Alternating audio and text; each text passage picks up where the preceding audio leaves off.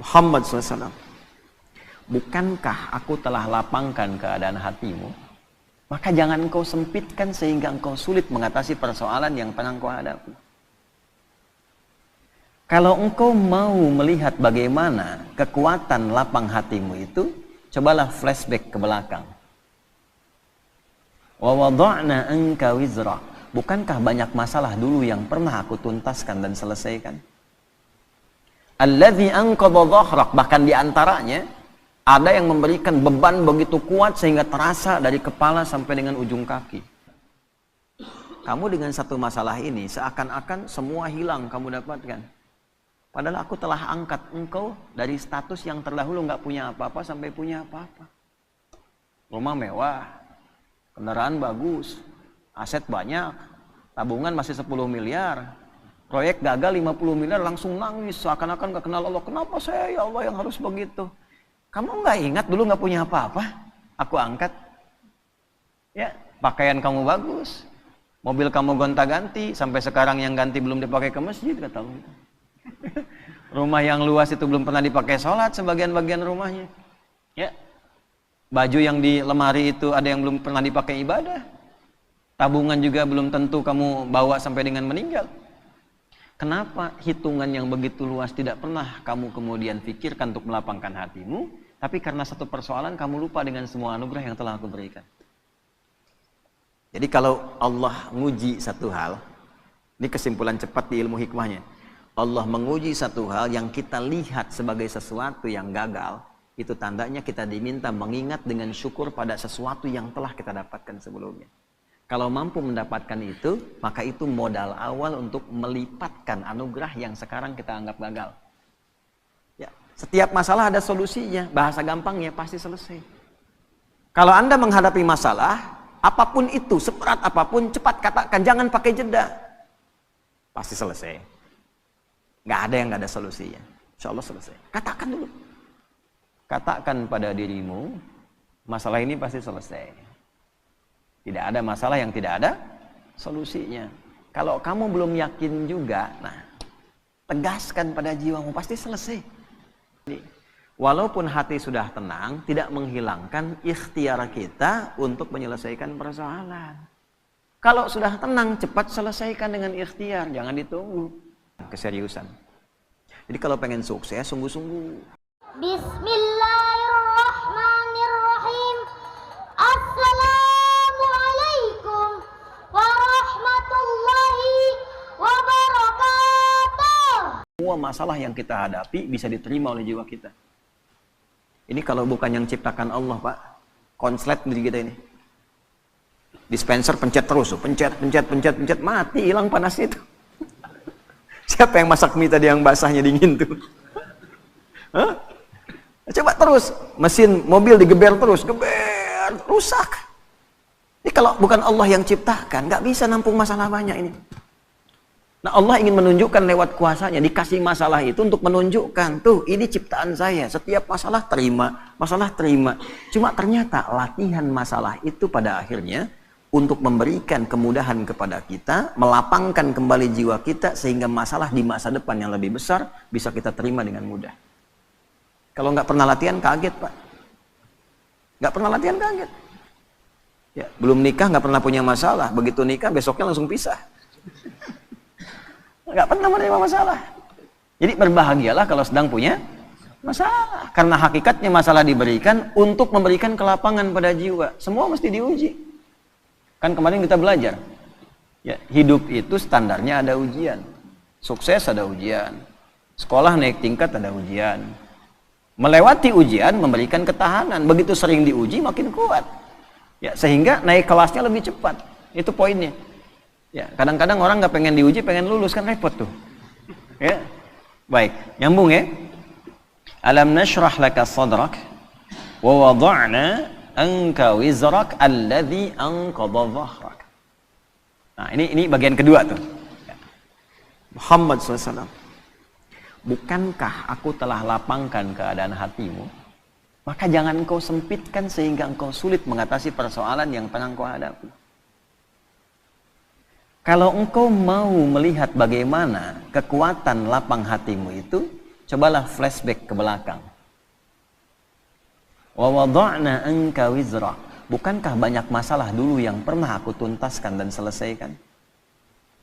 Alladzi anqadha dhahrak, bahkan diantaranya ada yang memberikan beban begitu kuat sehingga terasa dari kepala sampai dengan ujung kaki. Anqadha dhahrak itu ilustrasi, bahasa balaghahnya itu kinayah, ya. Ilustrasinya kalau kita ngangkat beban tuh olahraga. Ya. Pak siapa ini? Muhadis tuh, muhadis berapa kemampuan ngangkat barbel? 30 kilo, naikin 40 misal. Ya. Baik. Yang ngangkat apanya? Tangannya. Tapi yang merah mukanya kan? Yang kembung pipinya. Bukan? Yang manyun bibirnya. Yang getar kakinya. Nah, itu ngangkat beban yang diangkat oleh satu bagian tapi terasa semua bagian tubuh. Diilustrasikan lewat ayat ini, ada beban-beban pekerjaan yang tidak ngangkat barbel secara fisik, nerima masalah, gelap dari ujung kepala sampai ujung kaki. Proyek udah disiapkan, tender udah menang, begitu berangkat tengah jalan batal. Gelap tuh. Ya, ujung kepala sampai ujung kaki itu gelap. Ya, diilustrasikan di surat Ad-Duha, walaili idza saja, seperti berada di kegelapan malam. Gelap siang, jalan sempoyongan. Kan? Kasih makan yang enak, nggak ada rasa. Seakan-akan gelap tuh, ujung kepala sampai ujung kaki. Ya.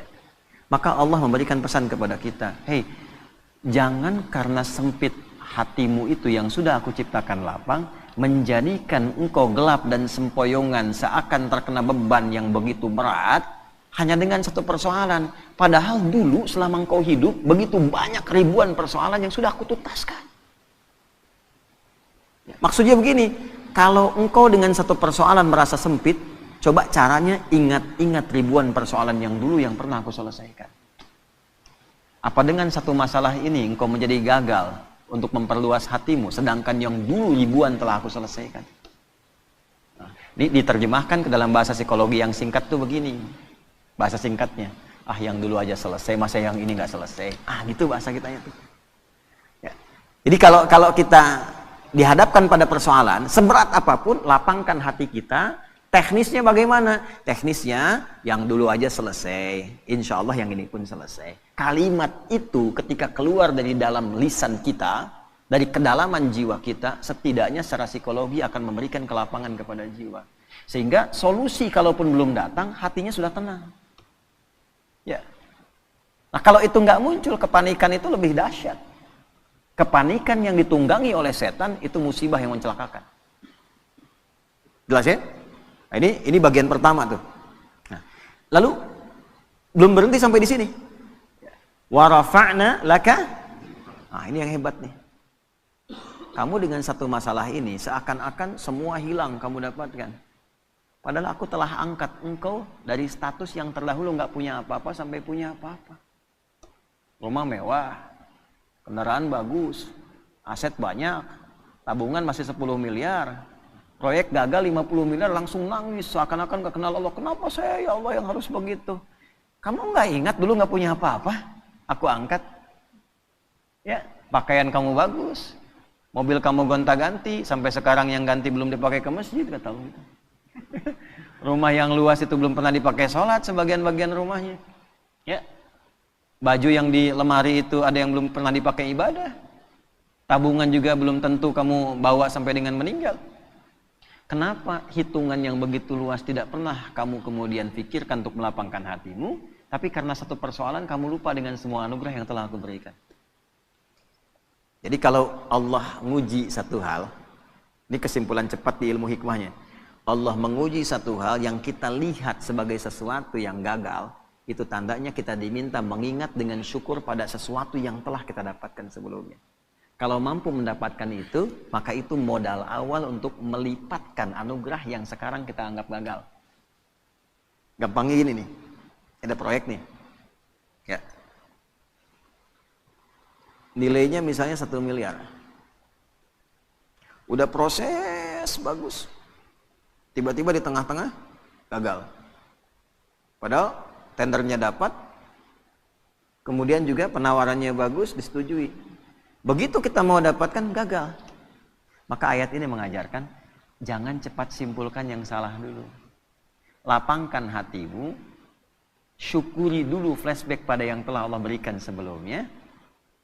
Nikmati semua itu sehingga merasakan ketenangan pada jiwamu. Begitu ketenangan ada, syukur mengingat yang dulu itu kita hadirkan, maka Allah lipat gandakan dengan datangnya proyek baru yang nilainya lebih dari apa yang pernah kita dapati itu. Diakumulasikan. Itu yang dimaksud la in syakartum la azidannakum. Makanya kalau kita dihadapkan pada sesuatu yang kita rasakan nggak dapat, syukuri dulu yang ada. Begitu bersyukur, Allah tambahkan dengan apa yang belum kita dapatkan. Tapi kadang kitanya nggak sadar. Maaf kita, bukan kita. Kadang orangnya nggak sadar gitu. Kadang orangnya nggak sadar. Tiba-tiba dapat proyek baru, udah nuduh ke Allah, Allah jawab kemudian doanya dikasih, masih juga marah sama Allah. Ya. Padahal dilipat gandakan. Nah itu adab. Lanjut. Wa rafa'na laka dzikrak. Ini kita ngajinya al-ibratu bi umumil lafzi ya, la bi khususis sababi. Kalau sebabnya khusus ke Rasulullah. Ya Muhammad SAW, aku angkat namamu, aku naikkan statusmu, ya, aku lindungi engkau dengan perlindunganku, aku berikan limpahan harta kepadamu. Jangan sampai celaan dari orang-orang ini membuat engkau kemudian menjadi pesimis, ya, tidak semangat dalam berdakwah, sementara engkau lupa dengan anugerah yang telah aku berikan kepadamu yang sangat melimpah. Ya, jelas ya? Nah, ini ayat move on dari persoalan. Ya, Faiz lamaran misalnya, tiba-tiba tenda sudah siap, gitu kan? Mahar sudah siap, undangan sudah siap, calon belum siap. Tengah-tengah misalnya kena tipes tuh calon. Ya, yang perhatian orang lain, Faiz lagi tugas, kena sama orang misalnya tengah-tengah. Ya, move on. Move on. Wa rafa'na laka dzikrak. Aku telah angkat engkau dengan status yang lain. Ibumu ada, saudarimu ada, kerabatmu ada. Apakah tidak ada calon yang lain yang kau bisa dapatkan? Cari. Begitu kemudian kita syukuri dengan nikmat itu, Allah datangkan dengan kualifikasi yang lebih baik. Ya minimal sebelum kiamat kurang 2 hari lah ya. Nikah tuh. Terus lanjutkan. Nah ini bagus ngaji secara psikologi nih. Kalau dibahas di jurusan psikologi ini luar biasa. Bagaimana cara menguatkan pada jiwa supaya persoalan itu mudah kita terima dan suasana hati menjadi lapang. Selain mengingat kenikmatan yang telah Allah berikan, berupaya meyakinkan diri bahwa persoalan itu ya kita bisa terima dengan baik, maka turun ayat keduanya. Lanjutkan. Ya. Fa inna ma'al usri yusra. Nomor 5. Fa. Kita ngaji pakai ilmu nahwu ya. Fa harfu atfin rabitin baina syai'aini bila hudud. Huruf perangkai 2 peristiwa. Jadi ada peristiwa pertama, peristiwa kedua, peristiwa 1 dan 2 disambungkan tanpa jeda. Nyambung. Contoh. Nabi Zakaria berdoa kepada Allah. Minta dianugerahkan keturunan. Dilakukan dalam sholat. Surah Ali Imran di ayat 38. Hunalika da'a Zakaria rabbah qala rabbi habli min ladunka dzurriyyatan thayyibah innaka sami'un du'a. Itu masih berdiri doanya. Jadi sholat berdiri minta sama Allah, ya Allah, orang-orang memvonis aku nggak akan punya keturunan. Secara medis istriku divonis maaf menopause dan mandul. Kata orang nggak mungkin. Karena makhluk memvonis tidak mungkin, aku serahkan kepadamu yang semuanya menjadi mungkin. Engkau pemberi tanpa batas, namanya Wahhab. Nah ini adab dalam Quran, kalau ada orang memvonis, ini nggak mungkin, ini nggak bisa, itu tanda dari Allah. Tinggalkan opini manusia, karena Allah memberikan tanda untuk langsung minta kepadanya, dan Allah ingin mengabulkan tanpa campur tangan makhluk. Itu cara bacanya begitu. Begitu selesai kemudian berdoa, belum selesai sholatnya. Jadi baru klak doanya selesai, pakai fa ayat 39-nya di Quran surah 3. Fanadathul malaikatu wa huwa qa'imun yusalli fil mihrab annallaha yubashshiruka bi Yahya. Malaikat langsung turun seketika doa selesai, malaikat turun langsung mengabari. Kamu dapat kabar gembira, doamu dijawab oleh Allah, engkau akan punya anak, bahkan Allah yang memberikan langsung namanya Yahya. Ya, artinya hidup. Kata orang mustahil, dari rahim seorang perempuan yang divonis menopause dan mandul, lahir bayi yang hidup, kata Allah tidak ada yang mustahil, jadi dan hidup dia. Namanya Yahya. Nah, jelas? Terjadinya kapan? Qaimun yusalli fil mihrab, masih berdiri dalam sholat, belum selesai sholatnya. Jadi antara doa dengan jawaban pakai fa artinya cepat tanpa jeda. Terapkan metode ini, pemahaman ini kepada ayat dimaksud, ayat yang kelima. Fa inna ma'al usri yusra. Kalau sedang punya masalah, sedang dialami, ingin melapangkan hati, cepat, jangan pakai jeda. Inna ma'al usri yusra. Seringkali kita baca terjemah, tapi tidak dialihkan ke bahasa psikologi. Sungguh, di dalam kesulitan itu ada bahasa gampangnya begini, pasti selesai. Gitu. Ya, setiap masalah ada solusinya, bahasa gampangnya pasti selesai. Kalau Anda menghadapi masalah, apapun itu, seberat apapun, cepat katakan, jangan pakai jeda. Pasti selesai. Nggak ada yang nggak ada solusinya. Insya Allah selesai. Katakan dulu. Ya. Bahkan nanti banyak ditemukan di Quran itu pakai kul, katakan. Jadi kalau hati kita masih ragu, belum keluar, keluarkan dengan lisan, katakan dengan lisan. Pasti selesai, pasti bisa. Saya bisa. Ya. Itu kita punya ayatnya, yang praktekkan orang Jepang, orang Korea. Dulu tahun 96-97 itu ada acara di TPI. Ya, Benteng Takeshi namanya. Ya. Benteng Takeshi itu yang pakai tank tembak-tembakan itu. Begitu mau menaklukkan bentengnya itu, kan langsung itu pemandunya mengatakan, kamu bisa, kamu bisa, kamu bisa. Dipakai itu tuh. Ya. Lalu Korea melihat anak-anak TK di Korea itu disandingkan dengan kemajuan Jepang. Dibawa ke suasana penjajahannya, dibawa di dunia edukasi, diambil di dunia positif. Jadi begitu masuk, sebelum masuk kelas, harus mengalahkan Jepang. Kita bisa, kita bisa. Akhirnya sampai sekarang terjadi. Ya. Jepang bikin Honda, ya Korea bikin Hyundai. Hyundai bacanya Hyundai. Kemudian sana masuk Piala Dunia, ini pun mesti masuk Piala Dunia. Sekarang kita impor pelatihnya gitu kan. Maju sekarang. Itu cuma satu kalimat, cuma satu ayat di Quran, inna ma'al usri. Pasti bisa. Coba bawa tuh di dunia olahraga, pasti bisa. Ya, kalau bawa atlet ini bisa, nggak ada yang nggak bisa, bisa. Nah katakan itu. Waduh, tapi ini mah lawannya. Katakan, tidak ada yang tidak mungkin. Bisa, bisa aja dulu gitu. Perkara nanti melawannya bagaimana, itu ikhtiar. Bisa aja dulu. Ya. Lakukan dulu, tugas sempurnakan, misi selesaikan. Ya, yang pertama dilakukan itu tanamkan pada diri kita ini bisa, nih, nggak ada yang nggak bisa. Nah itu seorang Muslim begitu. Dan itu digunakan sifat ta'dhimun nafsi. Bahasa bebasnya gini, kamu masih nggak yakin dengan saya? Katanya iman. Kau beriman sama saya, tapi ragu dengan ketentuan saya. Berarti kurang sempurna imannya. Ya. Nah kalau masih ragu, dikuatkan yang kedua. Ini bukan pengulangan, di Quran nggak ada pengulangan. Kaidahnya berbunyi begini, takkidun limaknan jadid, taksisun limaknan jadid. Jadi kalau ada seperti diulang, itu sebetulnya penguat kepada makna yang baru, beda dengan yang sebelumnya. Contoh di surat Ar-Rahman itu, fabi ayyi ala'i rabbikuma tukadziban. Berapa kali disebutkan itu? Itu bukan diulang, karena fabi ayyi ala yang kedua beda dengan yang pertama. Fabi ayyi ala yang ketiga beda dengan yang kedua dan yang pertama. Itu dahsyatnya Quran. Nanti kalau sudah masuk surat Ar-Rahman itu, ya kita coba bisa bahas dari satu sampai yang terakhir itu. Itu antara satu, kedua, ketiga sampai ke terakhir beda semua. Ya.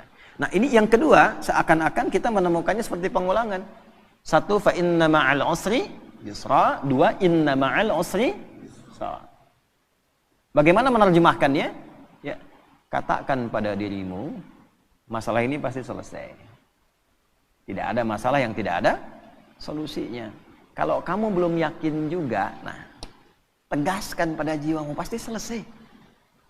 Gitu. Jelas? Tidak. Kalau belum yakin juga, tegaskan pada jiwamu. Innama, pakai taukid lagi. Ya, gini, pakai ilmu alatnya. Alatnya namanya di i'rab. Inna harfu nasbin wa taukidin tansibul isma wa tarfa'ul khabara mabniyun 'alal fathi la mahalla lahu minal i'rabi. Ya, paham? Tidak. Inna harfu nasbin wa taukidin, huruf nasab. Apa itu nasab? Kalau belajarnya di nahwu sampai di harokat saja. Huruf yang menjadikan kalimat itu berharokat fathah. Kalau jamak pakai kasrah. Kalau kita ngajinya pakai balaghah, nasab itu ungkapan menanamkan sesuatu dengan kuat tanpa goyah. Nasaba rajulu asahu fil ardi, seseorang menancapkan tongkat di bumi, di tanah, tidak goyah, kuat. Kalau ada kalimat pakai inna di depannya, artinya tancapkan informasi itu dalam hati, jangan pernah ragu. Fa inna ma'al usri yusra, cepat tancapkan dalam hatimu, pasti selesai. Pasti selesai. Tapi ya Allah, kapan selesainya? Tancapkan di hatimu. Yang kedua muncul, pakai taukid. Kan sudah aku tegaskan, tancapkan di hatimu, jangan berikan celah ragu. Ah, itu maksudnya yang kedua itu. Kadang kan masih ada begitu. Ya, udah berangkat, siap, laksanakan. Tapi bagaimana Pak keadaannya? Masih nanya aja, berangkat. Nah, kalau kita pakai rumus di depan, pakai na, dibalik lagi. Kamu masih nggak percaya dengan keagunganku? Iman kita disoal di situ. Jadi kalau pakai bahasa tingkat tinggi jadi begini. Kamu masih beriman nggak sama aku? Gitu kan? Kan bahasa kita kadang-kadang begitu. Kamu percaya nggak sama saya? Nah, itu digunakan oleh Al-Quran, logika itu untuk ditarik, untuk meyakinkan jiwa kita. Ya, nah, jelas sampai sini? Nah, jadi setiap ada masalah, apapun itu, yang pertama optimis. Ini bisa dilakukan. Ini selesai. Ini ada solusinya. Jelas? Kalau sampai sini, hanya jadi optimisme pribadi. Solusi belum tentu datang. Cuman sampai ke ketenangan. Karena itulah Allah sempurnakan ayatnya. Fa'idha faraghta. Nah, pakai fa lagi, kita pakai ilmu yang tadi. Walaupun hati sudah tenang, tidak menghilangkan ikhtiar kita untuk menyelesaikan persoalan. Kalau sudah tenang, cepat selesaikan dengan ikhtiar, jangan ditunggu. Alhamdulillah ya Allah, saya sudah tenang, terima kasih ya Allah, kini giliran mau menyelesaikannya. Oh tidak. Allah menuntun kita yang ikhtiar, pakai ilmunya, pakai tenaganya. Ya. Baik. Lamaran nih. Mus'ab. Oh, udah kemarin ya. Syafiq belum mau. Oh. Lamaran. Baru nawarkan ditolak. Sama anaknya kan. Baru ngasih tahu tuh. Tanamkan, pakai ilmunya, ada solusinya. Akan selalu ada jalan keluar. Tenang dulu, ya. Begitu sudah tenang, fa idza faraghta fansab. Atur strategi kata Allah. Faraghta itu ya selesaikan sampai tuntas, sampai plong. Enggak masuk lewat jalan yang ini, bapaknya kan belum tentu juga nolak. Ya. Ilahi lastulil firdausi ahla wala aqwa 'alan naril jahimi. Fahab li taubatan waghfir dzunubi fa innaka ghafirudz dzambil 'azimi. Duhai ayah. Gitu kan? Memang aku tidak seideal seperti yang mungkin diharapkan di keluarga ini, bagaikan surga firdaus yang didambakan. Tapi perasaanku pada putri Bapak sangat begitu dalam, sehingga kalaupun terpisah tidak memberikan perhatian seperti berada dalam neraka jahanam.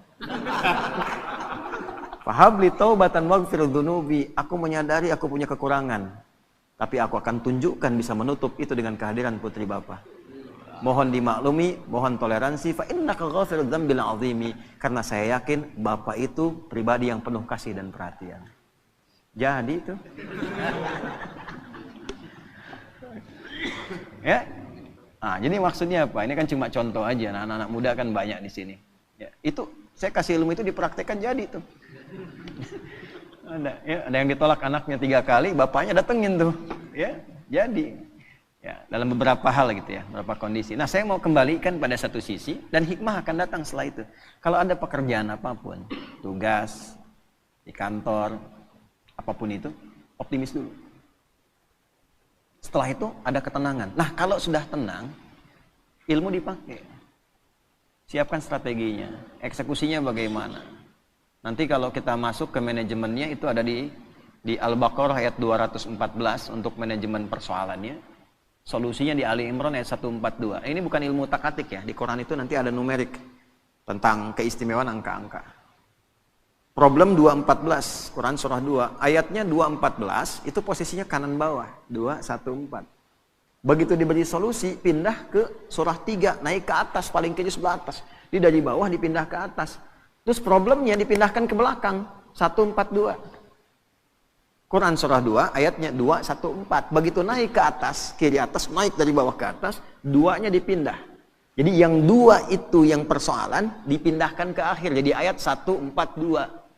Pembukanya sama. Am hasibtum an tadkhulul jannata. Di Al-Baqarah 214 am hasibtum an tadkhulul jannata. Di Ali Imran 142 am hasibtum an tadkhulul jannata. Am hasibtum an tadkhulul jannata, apa engkau kira mudah meraih kesuksesan yang kau dambakan? Jannah itu jangan selalu diartikan surga. Jannah itu artinya harapan tertinggi yang belum tampak. Kenapa surga disebut jannah? Karena kita berharap dengan tinggi belum tampak sekarang. Ya, nanti ada jannah itu sifat kesuksesan, pekerjaan sukses, belum kelihatan, belum nampak sekarang disebut jannah. Ya. Makanya kenapa orang Arab itu ingin mendapati dan memiliki kebun yang luas, rindang, ada air mengalir dan sebagainya. Karena di sana padang pasir dulu, nggak susah dapatnya. Begitu mereka dapat disebut jannah. Nah kita itu tiap Jumat itu disunnahkan kan malamnya Yasin, paginya kan surat Al-Kahf. Al-Kahfi.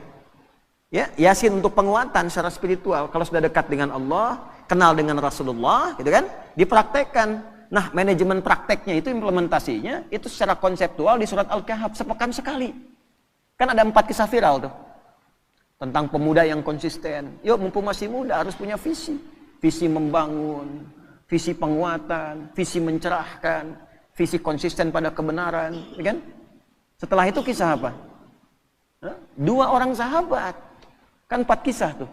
1 Ashabul Kahf, yang para pemuda itu, ya. Yang kedua 2 orang sahabat yang sedang dialog, yang satu kaya, yang satu sahabatnya orang biasa. Ya. Baca ayatnya ya, angkat tangan. Coba kita tes ya anak muda nih. Hah? Coba baca. Jannataini. Wadrib lahum mathalan rajulaini. Muhammad kasih contoh tentang kisah 2 orang viral. Ya, yang salah satunya sukses dan kaya. Kekayaannya digambarkan dengan kata jannah. Jadi kita kerja, pengen punya aset, pengen punya omset yang tinggi, belum dapat. Nah itu jannahnya dunia. Belum tampak. Di akhirat disebut surga, itu jannahnya kita belum tampak sekarang. Sekarang ayatnya dipakai. Am hasibtum an tadkhulul jannah. Apa kamu duga kamu akan sukses dunia akhirat? Bisnis kamu sukses, pelajaran kamu sukses, keluarga kamu sukses, di akhirat kamu sukses dapat surga. Walamma ya'tikum mathalul ladzina khalau min qablikum, sementara engkau belum diuji untuk mendapatkan kesuksesan itu. Jadi hukum kesuksesan itu harus melewati tangga ujian. Antum kesini kan diuji dulu. Berangkat lewatin macet gitu kan. Setelah itu jalannya berkelok dan sebagainya. Tiba-tiba begitu sampai kan lihat gedung cerah lagi. Harapan tinggi nih. Ya kan? Istirahat nyaman, diuji dengan sahur. Apa tuh? Uji dulu tuh. Dapat nggak? Hidup tuh begitu. Anak mau ke SMP kan diuji dulu di SD. Ya kan? Dan ujian itu harus masuk sistem. Nggak masuk sistem nggak bisa diuji. Allah bikin sistem. Nggak pernah ngikut sistemnya Allah, pengen diuji. Sholat nggak pernah. Baca Quran nggak pernah. Ngaji nggak pernah, tiba-tiba punya masalah, datang lagi diuji nih.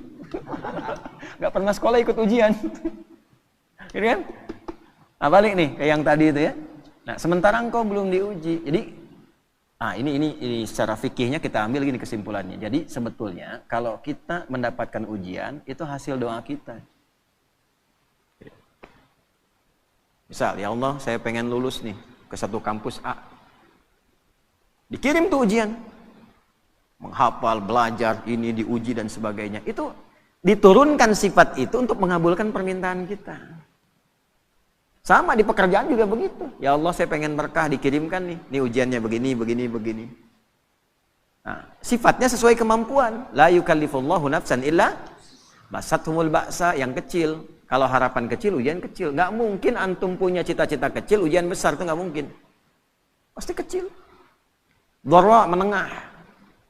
Anda punya kalkulasi proyeknya untuk 50 miliar, tahap menengah, ya ujiannya pun akan menengah. Wah sudah naik nih 100 miliar, wazulzilu, sudah makin naik lagi. Jadi Allah menyeimbangkan dengan kadar harapan dan cita-cita kita. Artinya, kalau diuji dengan sesuatu yang berat sampai menggoncang kepada hati, tandanya Allah ingin melimpahkan anugerah yang berlipat dari sebelum-sebelumnya. Ya. Diuji masalah rumah tangga sampai menggoncang dan sebagainya. Artinya, kalau kita lulus tuh, insya Allah di dalamnya ada kenikmatan yang lebih besar yang tidak ada sebelumnya. Gitu. Demikian di pekerjaan, demikian di ilmu dan sebagainya.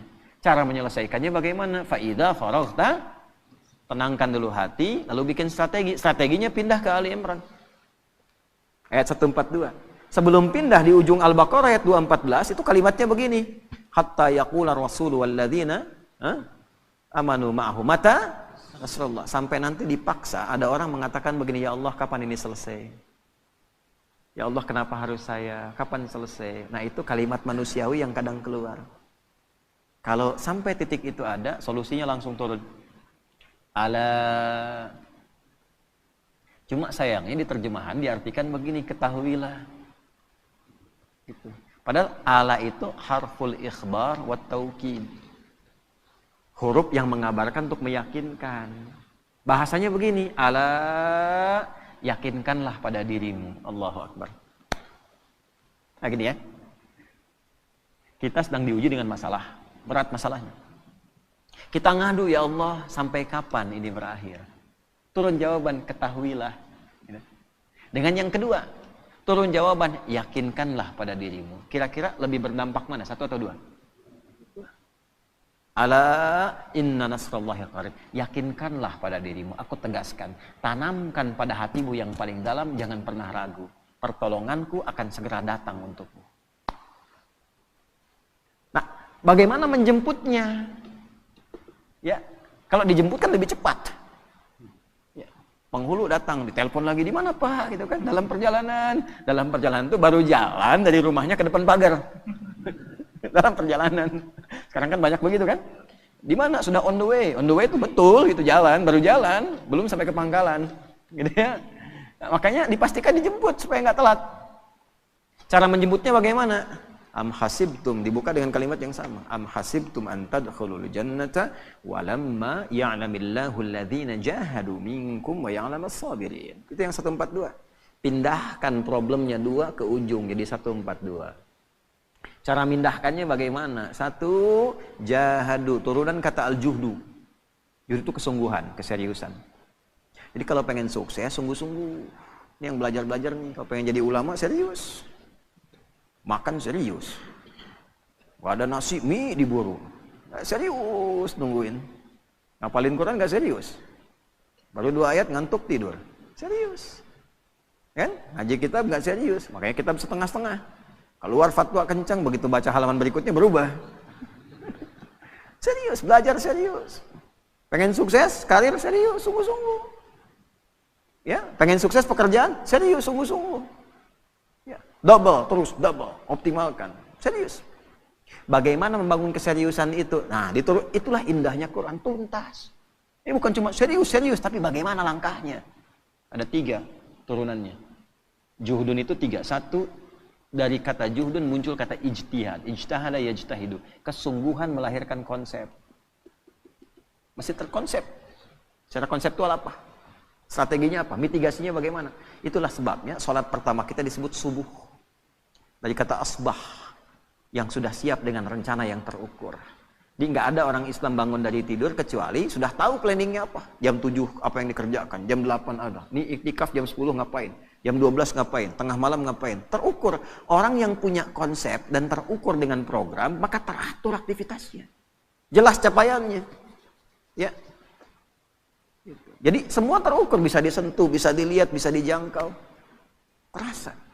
Nah itu ijtihad namanya. Yang kedua, kalau konsep sudah rapi, eksekusi dengan sungguh-sungguh. Itulah jihad. Jihad itu perjuangan fisik, implementasi dari sebuah konsep. Kesungguhan mewujudkan apa yang telah disiapkan, itu jihad namanya. Makanya jihad itu jangan dibatasi pada aspek pertahanan militer saja. Ya, orang tua, ini ayah cari nafkah, jihad. Ibu, istri, merawat anak itu jihad. Dari mulai dikandung jihad itu. Ini yang sedang belajar itu jihad. Ya, jihad itu sungguh-sungguh. Jadi jangan alergi dengan kata jihad, karena jihad itu positif asalnya. Berjuang dengan sungguh-sungguh, membela bangsa, bela negara, itu jihad. Makanya keluar resolusi jihad. Ini kalau belajar ya, nih saya gambarkan di surah 9 ayat 122 At-Taubah. Ini sekaligus kan kita tersambung live nih, yang dapat LPDP dari negara, atau beasiswa keluar. Ya, atau ini yang DAU dan ABD Umat yang sekolah-sekolah ke Timur Tengah, ke Al-Azhar lewat Kementerian Agama, LPDP lewat Kementerian Pendidikan dan Kebudayaan dan sebagainya. Itu kalau dia muslim yang dapat dan dia beriman, berlaku ayat ini. Wa ma kanal mu'minuna liyanfiru kaffah. Kan? Falaula nafara min kulli firqatin minhum ta'ifah liyatafaqahu fid din. Tidaklah semua orang yang beriman itu ingin tergerak berjuangnya secara fisik semua. Mesti ada di antara mereka kalangan intelektualnya. Dan intelektual ini diwujudkan dengan belajar yang sungguh-sungguh. Tafakuh itu sampai paham. Asalnya faqih. Faqih itu mengerti. Mana faqih? Faqih.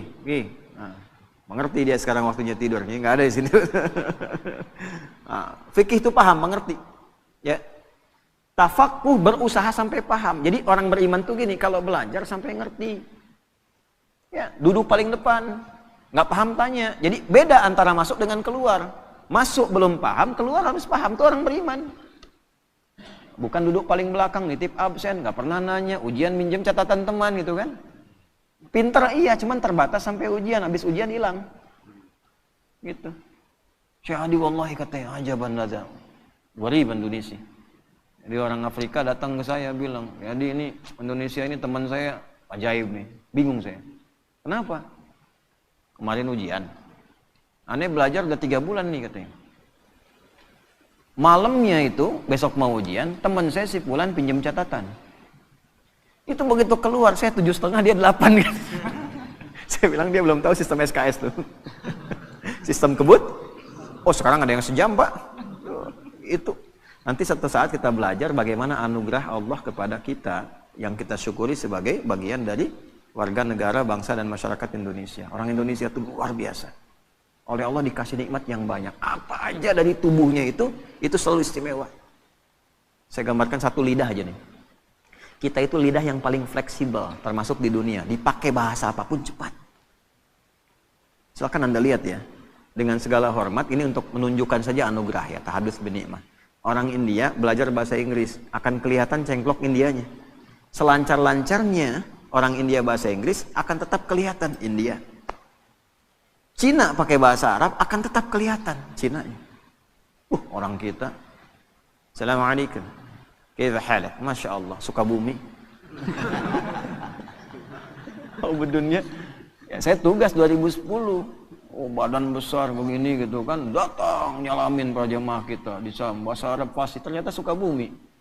Okay. Yang paling menarik udah disapa, assalamualaikum syekh kaifa haluk, dah abdi mati tasik. Lisannya luar biasa. Pakai bahasa Inggris kayak orang Inggris. Kalau sudah nggak kelihatan udah persis nggak tahu ini. Ya, antara Asep dengan John itu tipis bedanya tuh. Ya. Agus dengan Kevin tuh bedanya tipis tuh. Nggak kelihatan orangnya, tapi dipakai bahasa apa aja jadi. Bahasa Cina kayak orang Cina. Dialeknya juga bisa dibedakan. Ini Mandarin, ini Hongkong, ini Guangzhou, macam-macam tuh bisa. Ini bangga itu kita tuh. Nah, cuman maksud saya begini, balik ke ayat. Kalau kamu sudah belajar, sudah pintar, orang Islam itu belajarnya sampai paham. Itu paling depan, tanya, ngerti. Ya, jangan sampai keluar dari kelas nggak ngerti. Itu bukan tipikal orang beriman, bukan tipikal orang beriman. Oh, hadisnya jelas kok. Bainama nahnu julusun 'inda Rasulillah sallallahu alaihi wasallam idh tala'a 'alaina rajulun shadidu bayadith thiyabi shadidu sawadi sya'ri la yura 'alaihi atharu safari fala ya'rifu minna ahadun fajalasa ila an-nabiy sallallahu alaihi wasallam wa asada rukbatayhi ila rukbatayhi wa kaffahi ala fakhidhihi faqala ya Muhammadun akhbirni 'anil Islam. Itu kan di hadis Muslim, nomor hadis yang ke-8 itu. Ya, malaikat tuh ngajarin sampai nyontoin nyamar gimana cara belajar yang betul. Datang tiba-tiba dengan pakaian yang bersih. Mau belajar pakaian bersih. Kalau lusuh tuh udah pasti berpengaruh pada cara menangkap pelajaran. Udah nggak mandi, pakaian seadanya. Tuh, pasti nangkap ilmunya pun seadanya. Sampai di hadisnya detail sekali. Rambutnya tersisir rapi. Tidak kelihatan bekas mampir. Sehingga energinya fokus belajar. Nah, ini mau datang ke kampus, mampir dulu mie ayam, depannya soto, depannya lagi bubur gitu kan. Energi tinggal sedikit lagi. Begitu nyampe ke kelas, habis tuh. Ya, duduklah paling belakang, nyandar. Bahkan ada yang dicukur sebagian. Ya. Setelah itu apa? Duduk paling depan. Duduk paling depan, sampai dekat dengan guru. Sehingga apa? Kalau mic kayak tadi dengung dan sebagainya, nggak jelas, di depan jelas. Yang kedua, nggak bisa buka status, pasang status susah depan ustadz. Mau ngantuk tahan-tahan, belakang bisa senderan. Ya, harus ada cover lagi kan kadang-kadang. Depan nggak bisa. Memaksa diri kita tuh, nyatet, dengarkan. Paling depan. Nah, kalau sudah paham, waliyundziru qaumahum, pulang bangun negerimu, itulah hebatnya Islam. Ya, nonton-nonton nih diaspora nih, pulang. Ya. Jangan andalkan pemerintah, anggaran sekian, tapi bagaimana kami? Orang beriman itu ciptakan kondisinya. Kamu yang kreatif, jangan selalu harus difasilitasi. Untuk apa jauh-jauh sekolah kalau nggak bisa bikin sesuatu? Sifat Quran, pulang. Dan detil kalimatnya, waliyundziru qaumahum, pulang bangun desamu. Ini orang mana? Tangerang. Orang mana? Medan. Pulang ke Medan. Medannya di mana? Di Medannya tuh. Ya. Benar tuh. Ya. Mana Semarang, udah Boyolali gitu kan, nggak apa-apa, bagus. Semarang, Klaten kan, dari Semarang 2 jam lagi, kan nggak apa-apa. Medan di mana? Medannya pulang ke Medan. Medan ke Medan, Tangerang pulang ke Tangerang, Garut pulang ke Garut, ya pulang ke masing-masing. Nanti di masing-masing itu bangun desanya masing-masing dengan kepakarannya. Insinyur apa? Daerahnya apa? Hebatnya itu mitigasi. Sebelum berangkat, oh saya dari Goa nih, misal Sulawesi. Daerah saya butuh ini, dapatlah beasiswa, berangkat dia ke situ sesuai jurusan, pulang, bangun desanya. Kalau semua pelajar begini di negeri kita, maju Indonesia itu. Dan itu sifat iman di dalamnya. Orang beriman itu begitu. Jadi cinta kepada negara, cinta negeri itu tidak hanya diwujudkan dengan kata-kata, ditunjukkan. Kamu pelajar begini mencintai negerimu. Kamu pengusaha begini mencintai negerimu. Yang paling hebat tuh begini, kamu makan di Indonesia, minum di Indonesia, kerja di Indonesia. Tapi belum bisa memberikan sesuatu bahkan untuk orang yang mensuplai kekayaan kamu itu. Maka keluar zakat. Gitu. Keluar infak. Nah, skema infak itu bukan ke pusat dulu. Di daerah kita bekerja dulu, beraktivitas. Bantu itu supaya sama-sama sukses. Jadi semua itu ada babnya. Yang ilmu di Dharma Baktikan, yang kaya di Dharma Baktikan, ya kan?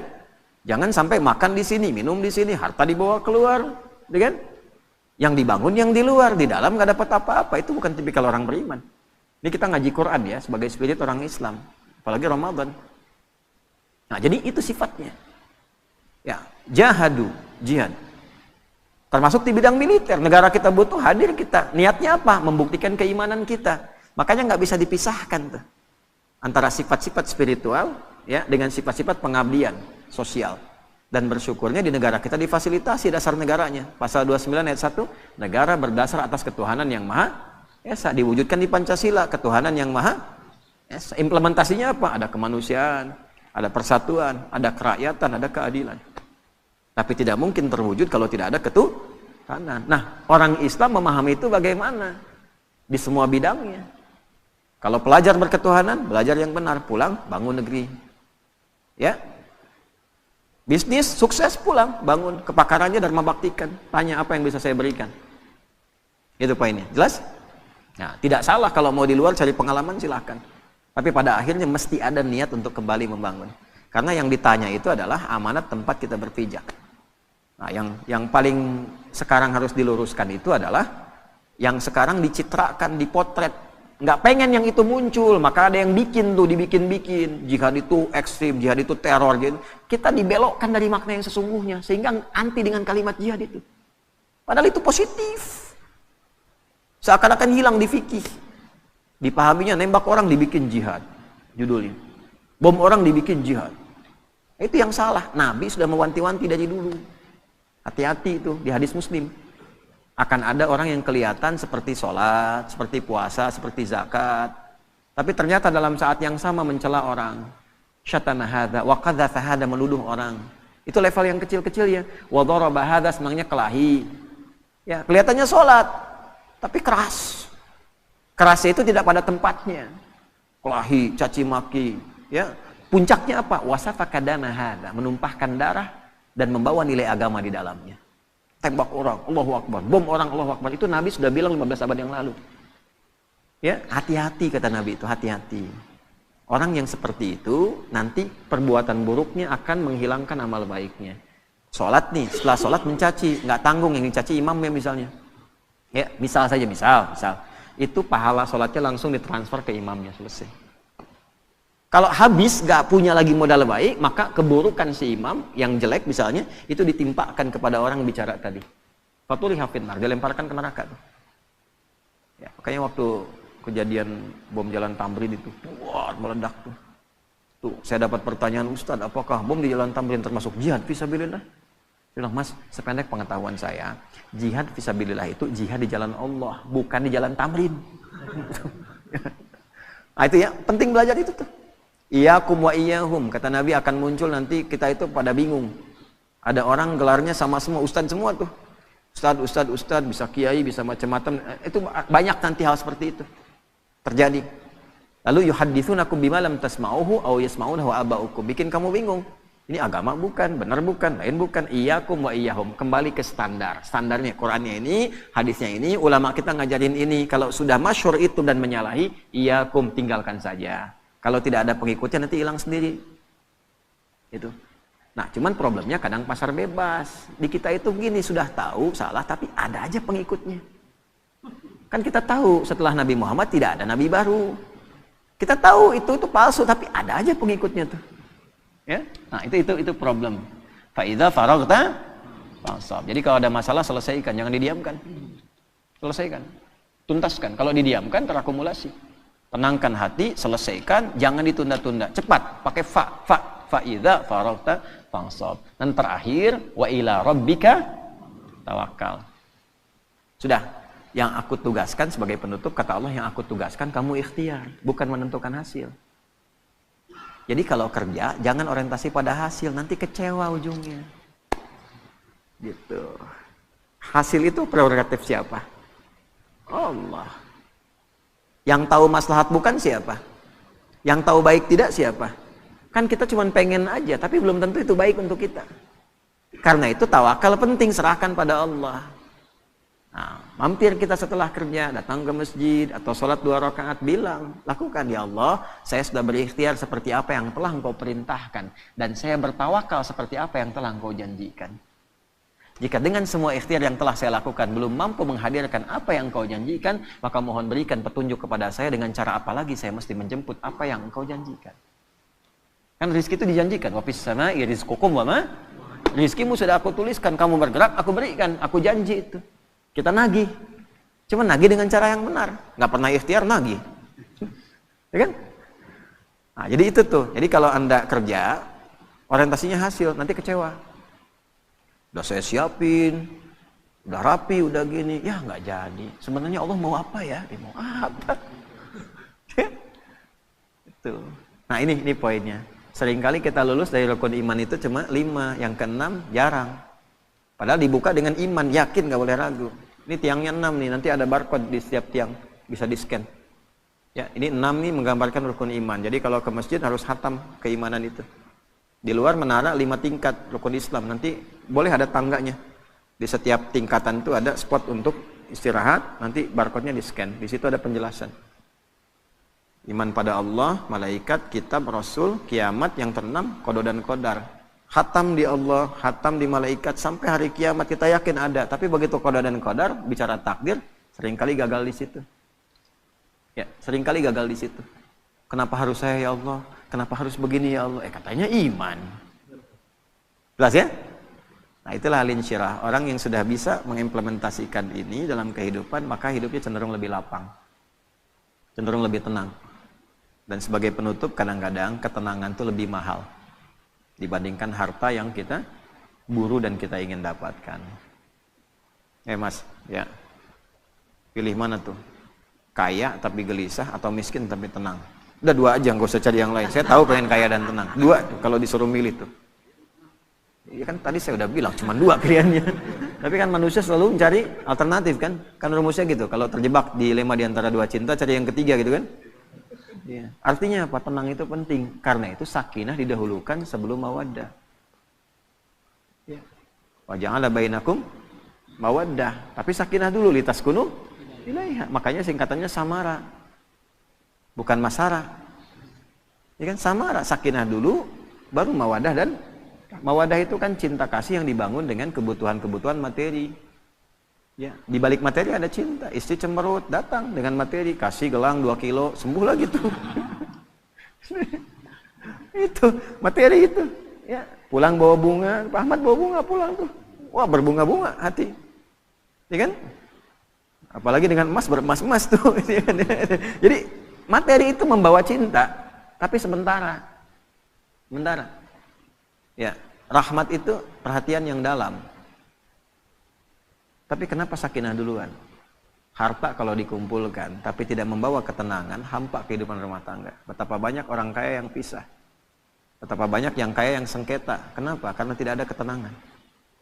Suami sibuk, istri sampai kurang perhatian.